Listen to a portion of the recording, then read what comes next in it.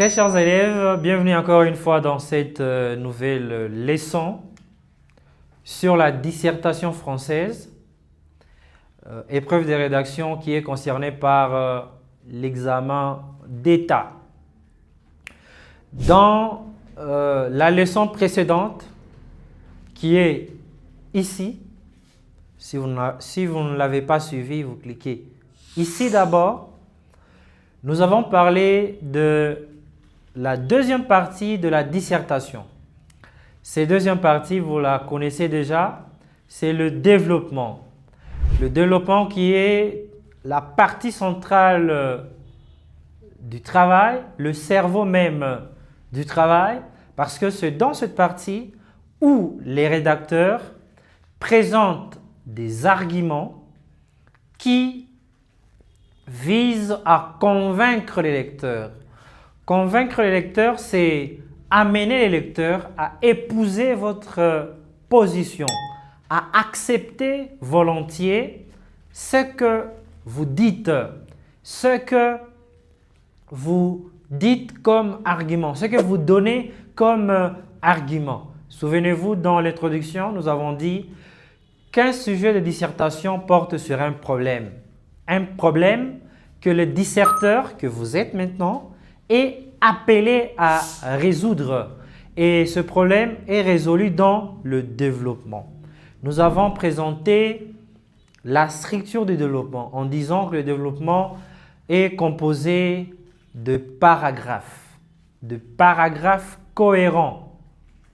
Ces paragraphes ne sont pas autre chose que les idées, les arguments que l'on a collectés pendant l'étape de la collecte des arguments.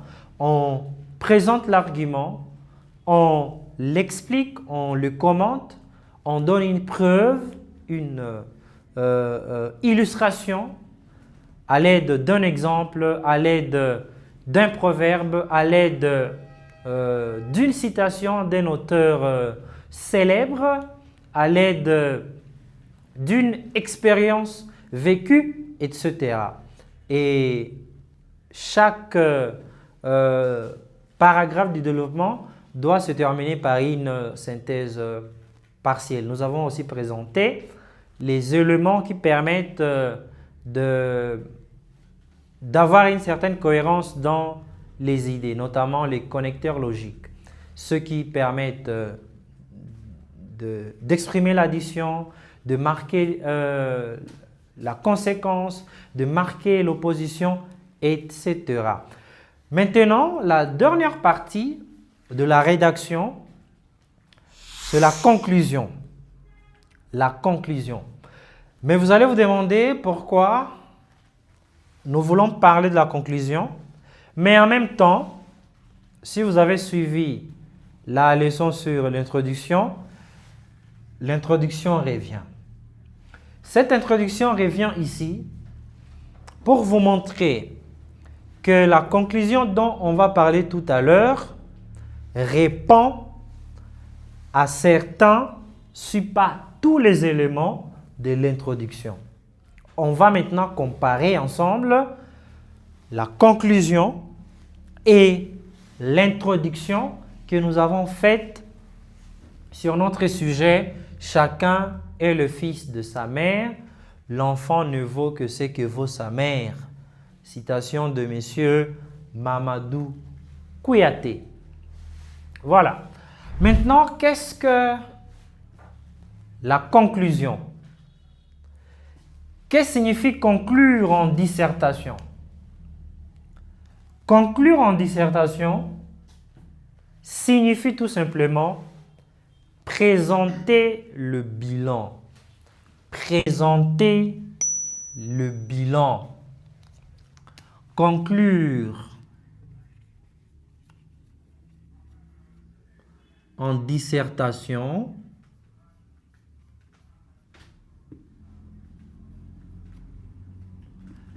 égale présenter le bilan.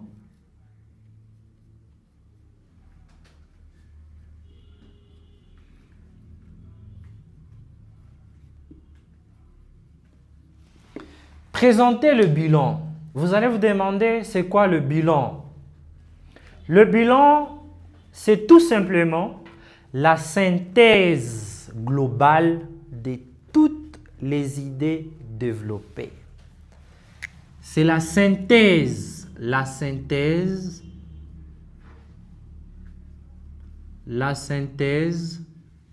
globale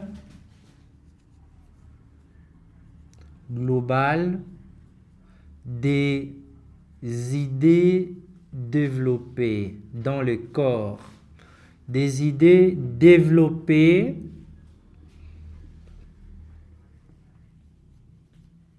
dans le corps du travail, qui est le développement.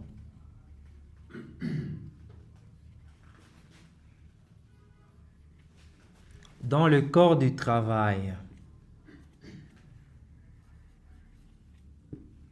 qui est le développement.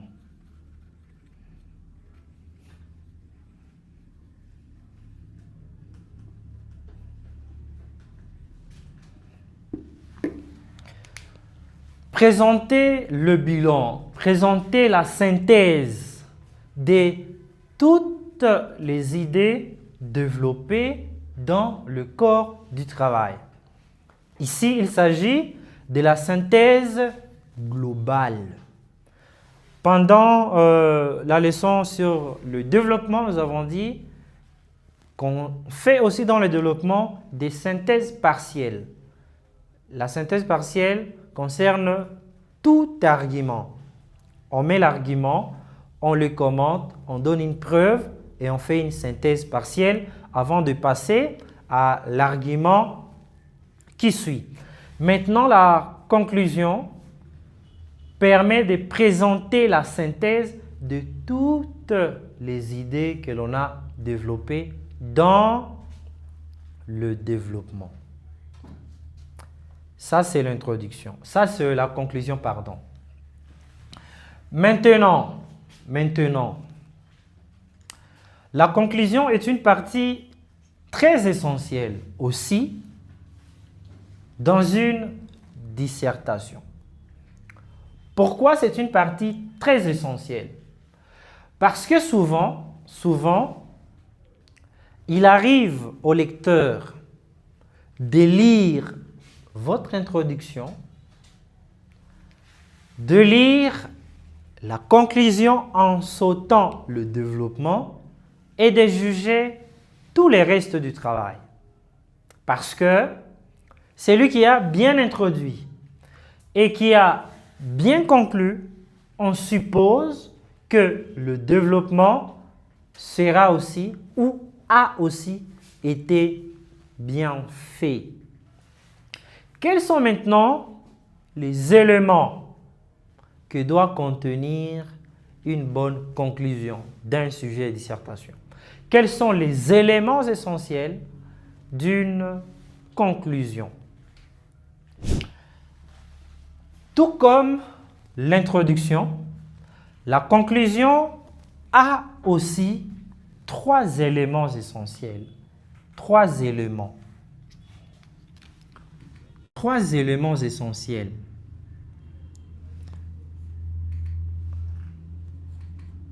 Le contenu de la conclusion.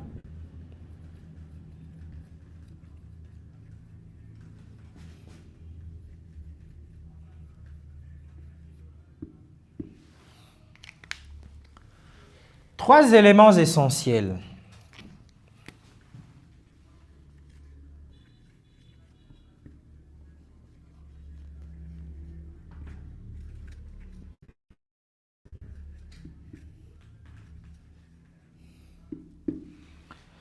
Le premier élément essentiel que doit contenir la conclusion d'un travail de dissertation, ça s'appelle tout simplement la présentation du bilan.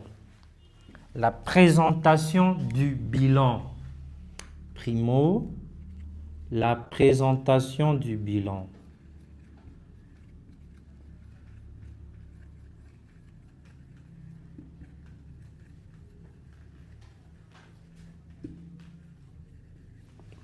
La présentation du bilan se fait sous forme d'une synthèse globale. Sous forme d'une synthèse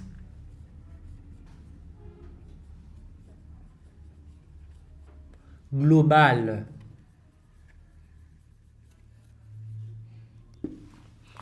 On fait une synthèse globale des idées développées dans le corps du travail. Le deuxième élément, c'est la réponse claire aux questions posées dans l'introduction. La réponse claire et définitive de la réponse claire à la question ou aux questions posées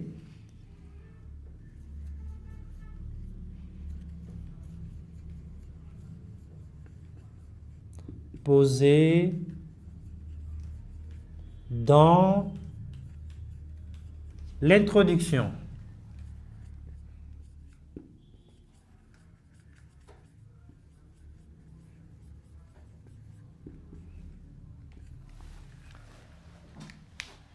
Dans la conclusion, on doit y trouver la réponse claire, la réponse définitive à la question ou aux questions que l'on a posées dans l'introduction lorsqu'on posait la problématique du travail. La troisième partie, le troisième élément essentiel que doit contenir la conclusion d'un travail de dissertation s'appelle l'ouverture. L'ouverture. L'ouverture. L'ouverture. L'ouverture ou l'élargissement du sujet. Ou l'élargissement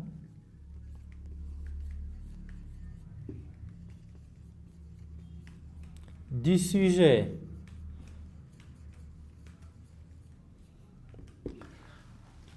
On ouvre le sujet, on élargit le sujet en tenant compte, par exemple, si vous avez abordé votre sujet dans le domaine social, vous pouvez dire à la fin de la rédaction que voilà, il est possible aussi d'aborder ce sujet sous l'angle éducatif, par exemple, sous l'angle religieux, par exemple. On élargit le sujet, on ouvre le sujet à plusieurs autres champs. À plusieurs autres champs.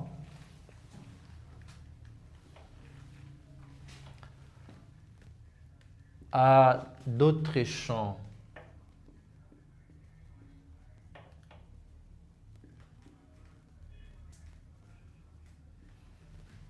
Ou horizon.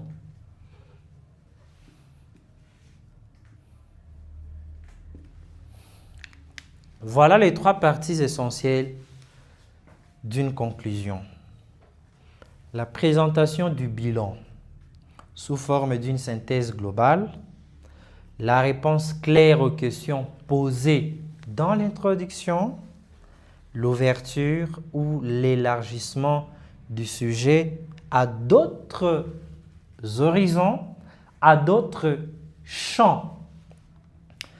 Maintenant, avant de passer aux erreurs à éviter dans la conclusion d'un sujet de dissertation, nous allons d'abord rédiger ensemble la conclusion sur ce sujet. Après, nous allons maintenant voir si notre conclusion respecte ces 3 éléments et si elle ne respecte pas ces 3 éléments, on va ensemble l'examiner. Très rapidement, on va rédiger, même ici, la conclusion. Conclusion.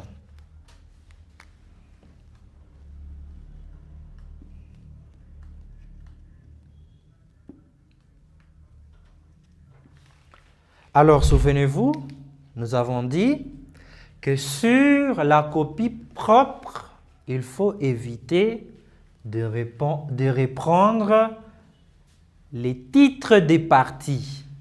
Introduction, développement, conclusion. Nous le faisons ici tout simplement pour vous montrer ce qu'il faut faire. Mais il ne faut pas reprendre les titres des parties sur votre copie propre. Maintenant, avant de faire la présentation du bilan, la conclusion est suggérée, est annoncée, est introduite par des mots, par des connecteurs logiques. Nous avons parlé de ces connecteurs-là. On peut commencer avec le mot en définitive. Enfin, in fine, pour clore, pour terminer, grosso modo. Ce sont des termes qui permettent d'introduire la conclusion. Alors, nous allons choisir le terme pour terminer. Pour terminer.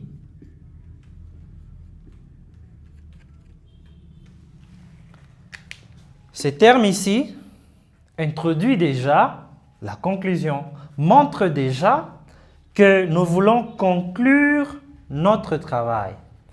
Au-delà de ces termes, on peut utiliser d'autres. Nous venons de les citer, grosso modo, in fine, enfin, pour clore, en conclusion, en définitive, etc. Lorsqu'on a mis cette expression pour terminer, alors on prend la première partie de la conclusion. On présente le bilan. La présentation du bilan qui est la synthèse de toutes les idées développées. On dira par exemple, souvenez-vous des arguments que nous avons collectés ensemble. On va se servir de ces arguments-là pour présenter le bilan dans cette conclusion. On dira, pour terminer, l'enfant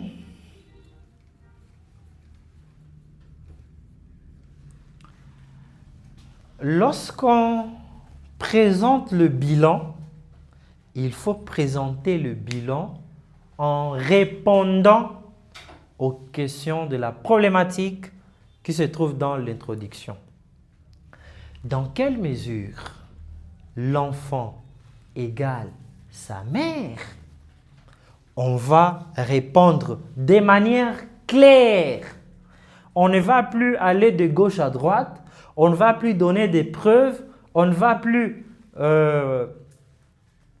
beaucoup commenter, on répond de manière claire aux questions de la problématique. On dira, pour terminer, l'enfant égale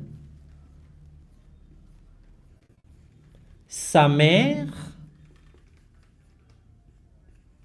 dans la mesure où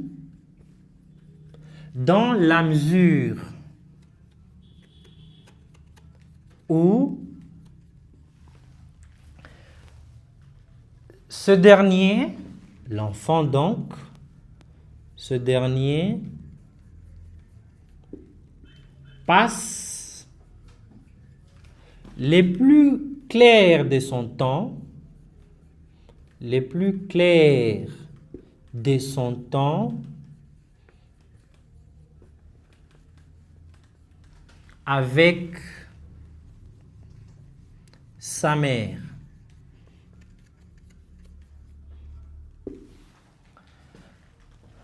La mère est celle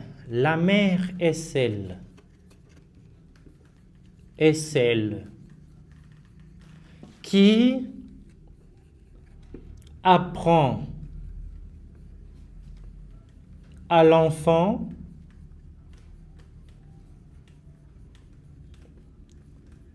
les premiers mots d'une langue, par exemple. Le premier mot d'une langue.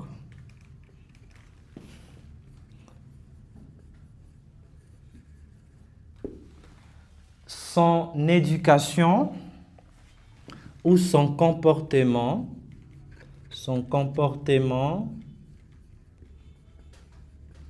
joue un rôle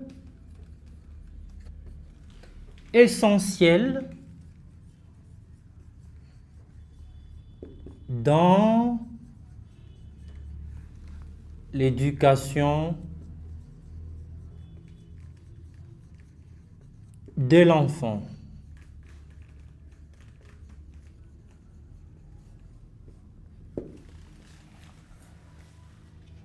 Nous venons de répondre à la première question de la problématique.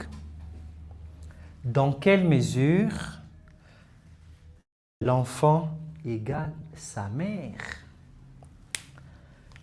L'enfant égale sa mère car ce dernier passe le plus clair de son temps avec sa mère. La mère est celle qui apprend à l'enfant les premiers mots d'une langue. Et vous savez que la langue est un élément essentiel pour la culture, pour reconnaître la culture de quelqu'un. Et par-delà, le comportement. Son comportement joue un rôle essentiel dans l'éducation de l'enfant. La première question est répondue de manière claire. Mais notre sujet est un sujet à discuter. Il faut donc prendre position par rapport à ce que l'auteur dit. Il faut prendre clairement position par rapport à ce que l'auteur dit. Est-ce qu'on est pour cette idée de Mamadou Kouyaté? Est-ce qu'on est contre cette idée de Mamadou Kouyaté? On va répondre à la deuxième question qui est celle relative à l'antithèse. On dira, toutefois,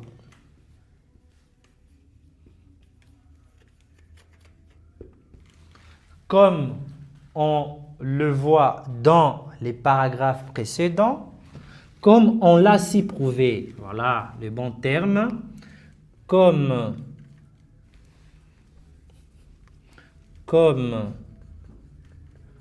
on l'a su prouver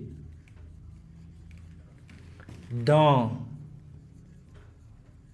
les paragraphes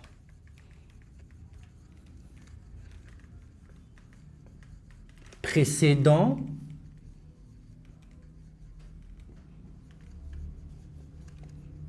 virgule, au-delà de la mer,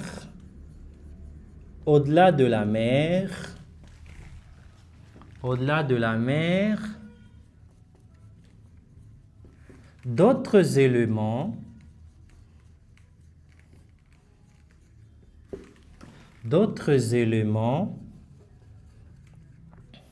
influencent l'éducation de l'enfant.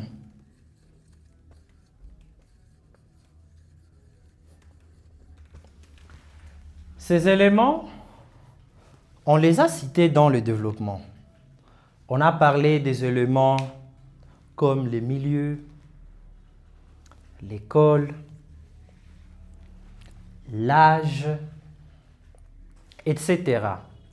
Le père de l'enfant qui a un rôle essentiel également. On ne va plus les reprendre dans la conclusion. Si on veut, on peut les reprendre, mais nous, on ne va pas les reprendre. Son comportement joue un rôle essentiel dans l'éducation de l'enfant. Toutefois, comme on l'a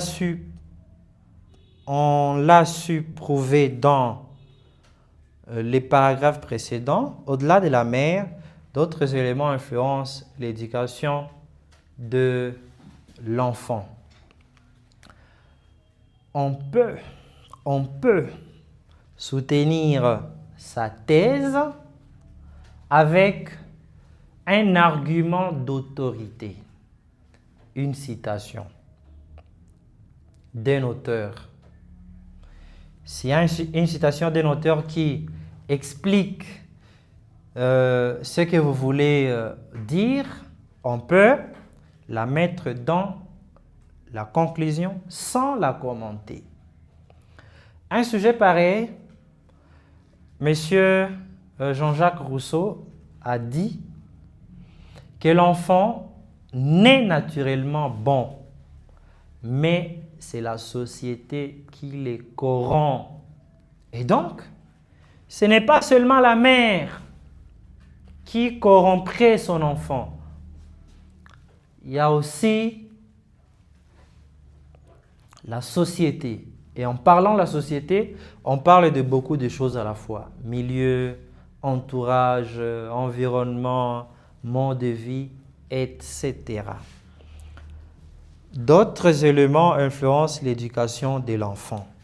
C'est d'ailleurs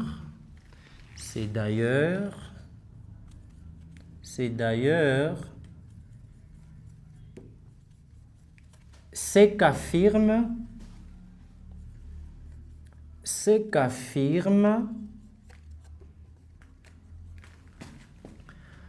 J. Rousseau en déclarant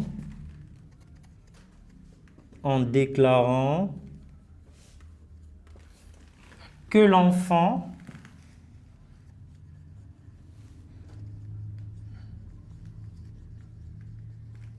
naît naturellement bon,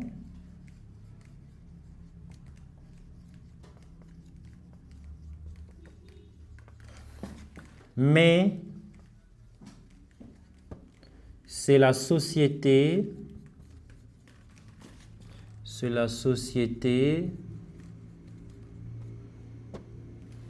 qui le corrompt.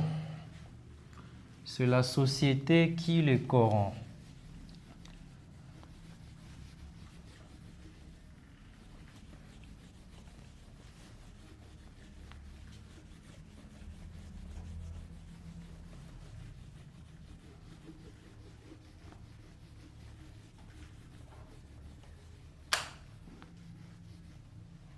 C'est la société qui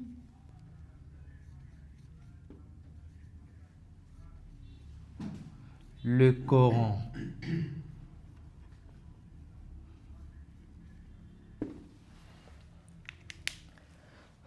Argument d'autorité qui montre que la vie de Mamadou Kouyaté peut être discutable.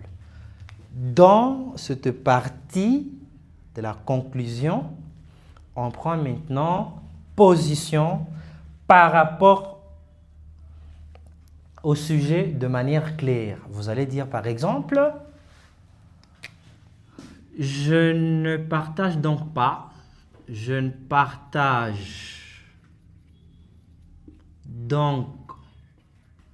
pas l'avis de l'auteur Je ne partage donc pas l'avis de l'auteur à 100%.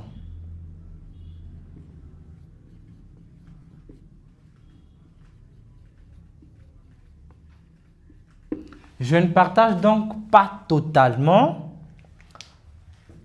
l'avis de l'auteur. Je ne partage pas totalement donc l'avis de l'auteur selon lequel chaque enfant est le reflet de sa mère. On a présenté le bilan, on a répondu aux questions de la problématique en montrant que oui, la mère joue quand même une certaine influence dans l'éducation de son enfant, mais la mère n'est pas la seule personne qui influence l'éducation de l'enfant. Beaucoup d'autres éléments entrent en jeu. Son père et, comme disait Rousseau, l'enfant naît naturellement bon, mais c'est la société qui le rend mauvais. La dernière partie qui reste, c'est l'ouverture ou l'élargissement du sujet à d'autres champs, à d'autres horizons. Comment se fait cette ouverture-là? Vous pouvez dire par exemple, dans notre travail, nous venons de montrer que seule la mère n'influence pas l'éducation de son enfant. Nous venons de parler de l'environnement dans lequel l'enfant évolue. Mais que dire aujourd'hui du phénomène des réseaux sociaux? Dans votre travail, vous n'avez pas parlé de l'influence des réseaux sociaux. Mais dans la conclusion, vous élargissez le sujet pour d'autres disserteurs qui viendront après vous, qui travailleront ce même sujet. Et c'est une façon tout simplement d'amener les lecteurs à réfléchir autrement. Ça, c'est le premier exemple. Vous pouvez aussi dire,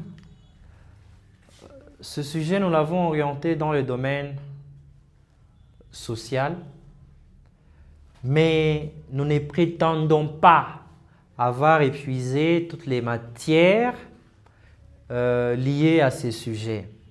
Nous demandons donc à d'autres personnes, ceux qui nous liront, de pouvoir nous compléter en abordant par exemple ce sujet dans l'angle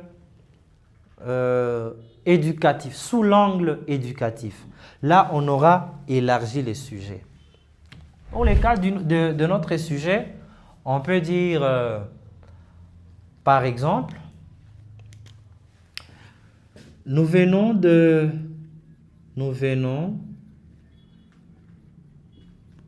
montrer que ce n'est pas seulement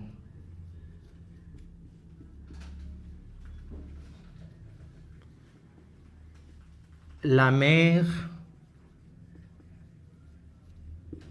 qui influence l'éducation de l'enfant.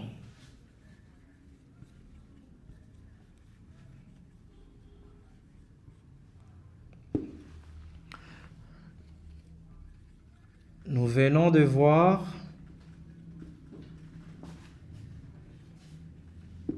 que d'autres éléments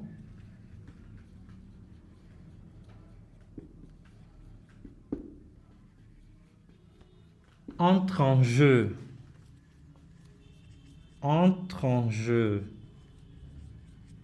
notamment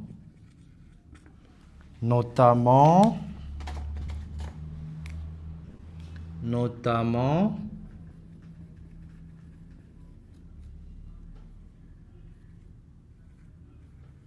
la société où évolue l'enfant. La société dans laquelle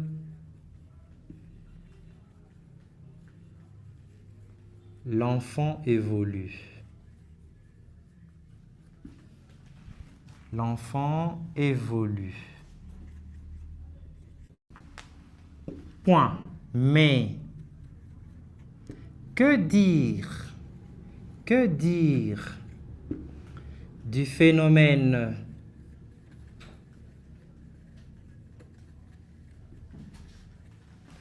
de réseaux sociaux aujourd'hui, des réseaux sociaux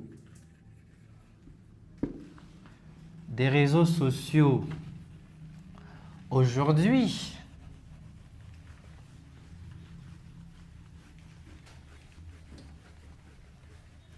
Des réseaux sociaux aujourd'hui.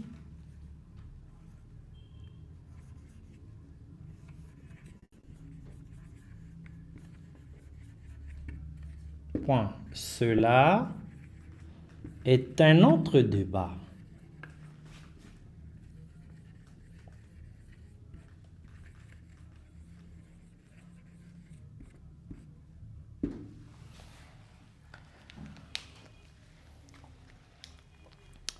Pour terminer, l'enfant égale sa mère, dans la mesure où ce dernier passe le plus clair de son temps avec sa mère. Cette phrase ici,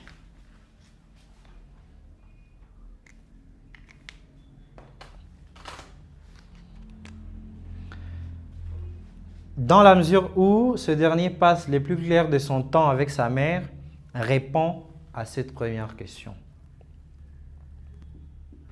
Dans quelle mesure l'enfant égale sa mère?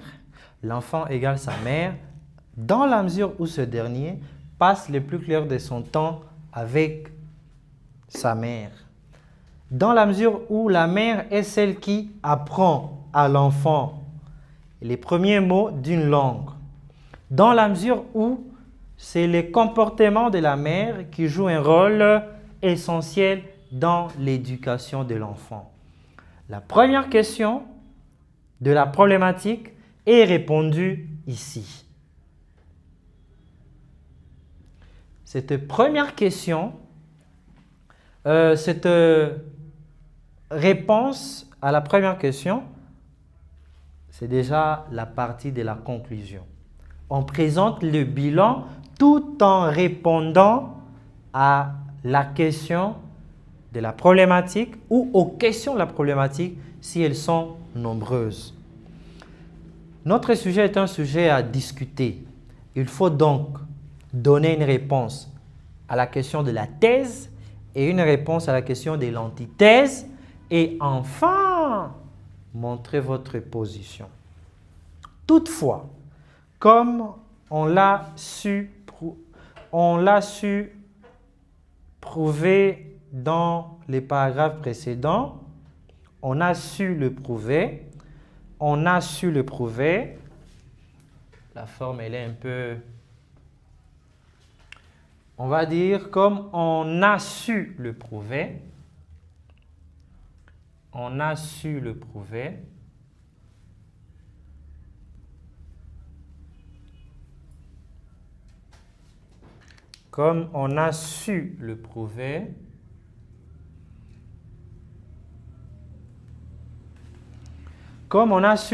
dans les paragraphes précédents, au-delà de la mère, d'autres éléments influencent l'éducation de l'enfant. C'est d'ailleurs ce qu'affirme Jean-Jacques Rousseau en déclarant que l'enfant naît naturellement bon, mais c'est la société qui le corrompt. La deuxième question de la problématique est répondue à ce niveau. Toutefois, la question, n'y a-t-il pas d'autres éléments qui influencent l'éducation de l'enfant? Oui, il y a d'autres éléments qui influencent l'éducation de l'enfant, notamment la société. La deuxième question est répondue. Réponse claire. Comme il s'agit d'un sujet à discuter, il faut maintenant prendre position par rapport au sujet, par rapport à la déclaration de l'auteur. Si vous partagez l'avis de l'auteur, vous allez dire « Oui, je suis donc du même avis que l'auteur parce que l'enfant est vraiment la photocopie de sa mère telle que nous venons de le démontrer. » Nous avons choisi de ne pas être d'avis avec l'auteur en disant je ne partage pas l'avis de l'auteur à 100%. Je ne partage pas totalement l'avis de l'auteur. Nous venons de montrer que ce n'est pas seulement la mère qui influence l'éducation de l'enfant. Nous venons de voir que d'autres éléments entrent en jeu, notamment la société dans laquelle l'enfant évolue. Mais, virgule, que dire du phénomène des réseaux sociaux? Ça, c'est la troisième partie. Dans le travail, on n'a pas parlé des réseaux sociaux. On n'a pas montré que les réseaux sociaux influencent aussi l'éducation de l'enfant. Dans la conclusion, on propose cette réflexion au lecteur. On propose cette réflexion à d'autres disserteurs qui viendront après nous. Mais on n'a pas touché cette question-là. C'est ce qu'on appelle l'ouverture. On élargit les sujets à d'autres champs, à d'autres horizons. Si c'est un sujet que vous avez abordé dans le domaine politique, par exemple, et que le sujet toucherait aussi à l'économie, vous pouvez dire nous avons abordé ce sujet sous l'angle de la politique, mais il y a lieu de le traiter sous l'angle de l'économie. Là, vous aurez ouvert le sujet. Vous aurez élargi les sujets à d'autres horizons. Synthèse globale, réponse claire, ouverture du sujet à d'autres champs, à d'autres horizons. Voilà les trois parties de la conclusion d'un travail de dissertation. Maintenant, on peut ensemble, pour finir, parler des erreurs. Quelles sont les erreurs à éviter dans cette troisième partie là, de la dissertation? La première erreur, on l'a déjà dite, c'est la reprise du mot du titre conclusion sur la feuille propre. La deuxième erreur, c'est qu'il faut éviter de donner des réponses aux questions de la problématique qui ne découlent pas de votre développement. Les réponses doivent être les arguments, les idées que vous avez développées dans la deuxième partie du travail. La troisième erreur qu'il faut éviter, c'est qu'il faut éviter à ce que la conclusion ait une longueur excessive. On va compter ensemble. 1, 2, 3, 4, 5, 6, 7, 8, 9, 10, 11, 12, 13, 14, 15, 16. 16 lignes, c'est le maximum. Une conclusion ne doit pas avoir une longueur excessive.